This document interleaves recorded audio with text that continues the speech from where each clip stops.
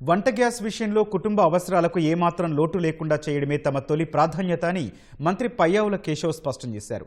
Gas విషయంలో ప్రజల అవసరాన్ని సొమ్ము చేసుకోవాలని చూస్తే కఠిన చర్యలు ఉంటాయన్నారు. సోషల్ మీడియాలో అవాస్తవాలు వ్యాప్తి చేసేవారిని ఉపేక్షించమని తేల్చి చెప్పారు. మరో మంత్రి అచ్చెన్నాయుడుతో కలిసి గ్యాస్ సరఫరా అంశంపై ఆయన సమావేశం నిర్వహించారు. సిలిండర్ బుకింగ్లన్నీ ఆన్లైన్లోనే జరగాలని స్పష్టం చేశారు. మొదట బుక్ చేసుకున్న వారికి డెలివరీలో మొదటి ప్రాధాన్యత ఉంటుందన్నారు.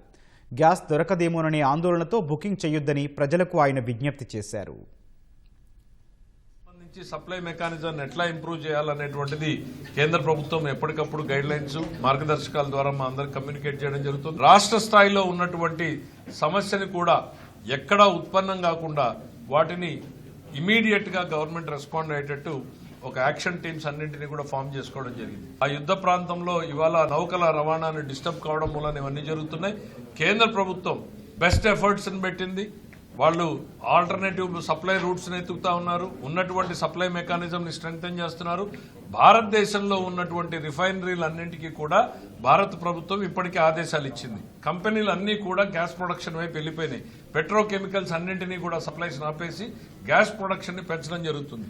దీని నుంచి ఎంత మేరకు వస్తుంది అనేటువంటి దానికన్నా కానీ ప్రతి ఎఫర్ట్ ని కూడా పెడుతున్నారు. ఒక 10%, 20% ఆ రకంగా వస్తా ఉంది. ఒక్కసారిగా ఇవాళ పానిక్ రియాక్షన్ మనకు కనపడతా ఉంది. ఆ ఆందోళనతో వస్తుందో రాదో అనే ఆందోళనతో నార్మల్ గా 1 lakh ఉండాల్సిన దగ్గర ఇప్పుడే ఆల్రెడీ 70%, 80% ఎక్స్ట్రా బుక్ చేస్తున్నారు. ఎవరు బుక్ చేసినా కూడా చాలా రెస్ట్రిక్షన్స్ మన గవర్నమెంట్ ఆఫ్ ఇండియా ఇచ్చింది. అర్బన్ ఏరియాస్ లో 25 రోజులు, రూరల్ ఏరియాస్ లో 45 రోజులు,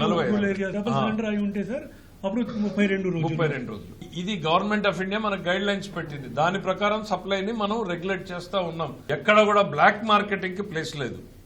ఏ గ్యాస్ డీలర్ అయినా బ్లాక్ మార్కెటింగ్ కో దేనికైనా పాల్పడుతున్నాడు అని అంటే మీరు ఇమీడియట్ గా ప్రభుత్వం దృష్టికి తీసుకురండి. గవర్నమెంట్ కూడా క్షేత్రస్థాయి వరకు చెప్తున్నాం, కంపెనీకి చెప్పాం, సీరియస్ యాక్షన్ ఉంటుంది. ఈ ప్రజలకు వచ్చినటువంటి విపత్కర సందర్భాలని ఎవరైనా ఒకరిద్దరు ప్రాఫిటబిలిటీ కోసం ట్రై చేస్తే మాత్రం అటు కంపెనీ సైడ్ నుంచి ఉంటుంది, ఇటు గవర్నమెంట్ సైడ్ నుంచి కూడా చాలా స్ట్రిక్ట్ రియాక్షన్ ఉంటుంది అనేటువంటిది వాళ్ళందరికీ కూడా చెప్పదలుచుకున్నాం. గౌరవ ముఖ్యమంత్రి గారు చాలా స్పష్టమైన ఆదేశాలు ఇచ్చారు. ప్రజలకి ఎక్కడా కూడా ఇబ్బంది కలగకుండా మనం రెస్టోర్ చేయాలి. Yes, it is a difficult time. ప్రపంచవ్యాప్తంగా సఫర్ అవుతున్నారు. కోవిడ్ లో ఒక రకంగా సఫర్ అయింది ప్రపంచం. ఇవాళ ఈ యుద్ధంతో ప్రపంచవ్యాప్తంగా సప్లై చైన్ మెకానిజం తోటి ఇబ్బంది పడతా ఉన్నా భారతదేశంలో నరేంద్ర మోడీ గారి లీడర్షిప్ పనిచేస్తోంది.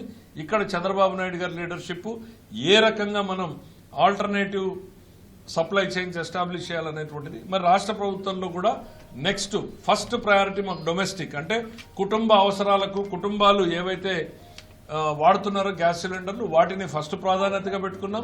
తర్వాత హాస్టల్స్, ఎందుకంటే ఇంకో 10-15 రోజుల్లో ఎగ్జామ్స్ ఉన్నాయి కాబట్టి ఆ హాస్టల్స్ ఎక్కడ కూడా డిస్టర్బ్ కాకుండా చూస్తూ ఉన్నాం. ఇవన్నింటితో పాటు కమర్షియల్ ఎస్టాబ్లిష్మెంట్స్, నిన్న హోటల్తో మేనేజ్మెంట్స్ తో మీటింగ్ పెట్టుకోవడం జరిగింది. వాళ్ళు కూడా ఆల్ అసోసియేషన్స్ తోటి, గ్యాస్ డీలర్ల అసోసియేషన్ తో మాట్లాడతాం, హోటలర్ అసోసియేషన్ తో మాట్లాడతాం, అన్ని కంపెనీలతో మాట్లాడుతూ ఉన్నాం.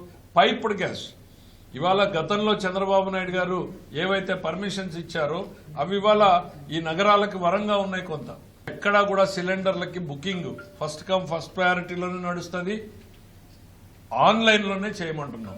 ఎక్కడా బ్లాక్ మార్కెటింగ్ కి తావు లేకుండా దెర్ ఇస్ నో ఏదో రసీదులు రాసి ఇచ్చేది లేదు. ఆన్లైన్ బుకింగే ఉండాలి. ఇప్పటికే కంపెనీలు ఆన్లైన్ బుకింగ్ 95%కి వచ్చినాయి. ఆ బ్యాలెన్స్ 4-5% కూడా ఆన్లైన్ బుకింగ్ చేయమంటున్నాం. 88% ఇప్పటిదాకా ఓటీపీ బేస్డ్ కి రీచ్ అయ్యారు. గవర్నమెంట్ నిన్న మొన్న ఇన్స్ట్రక్షన్ ఇచ్చింది, సిలిండర్ ఇవ్వాలంటే ఓటీపీ ఉంటేనే ఇస్తారు. ఎందుకనంటే ఇది ఎవరి చేతుల్లోకి పోకుండా ఉండడానికి. అది కూడా 88% డెలివరీస్ ఇప్పుడు మనకి ఓటీపీ బేస్డ్ వచ్చినాయి. దాన్ని కూడా పెంచమని చెప్పేసి కంపెనీలకు చెప్పాం. సోషల్ మీడియాలో విపరీతమైన ప్రచారం జరుగుతోంది, పానిక్ రియాక్షన్స్, ఇదైపోయింది అదైపోయింది అనేటువంటిది. ఇప్పటిదాకా యాజ్ ఆన్ టుడే ఆంధ్రప్రదేశ్ లో ఎటువంటి పానిక్ కూడా లేదు.